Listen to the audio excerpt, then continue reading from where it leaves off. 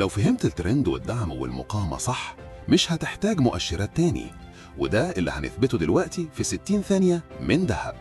بص كده على تشارت. أول حاجة بنرسم خط ترند بنوصل بين القيعان الواضحة، وده بيورينا إن الاتجاه صاعد. كل ما السعر يلمس الخط ويرتد منه ده معناه إن المشترين لسه مسيطرين. بعد كده بنحدد مناطق الدعم، وهي المناطق اللي السعر كل مرة بينزل ليها ويرتد، دي أماكن وجود المشترين.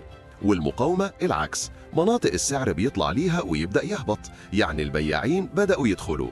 لما السعر يوصل للدعم ويبدأ يديك شموع ارتداد أو إشارات صعود، دي ممكن تكون فرصة شراء كويسة.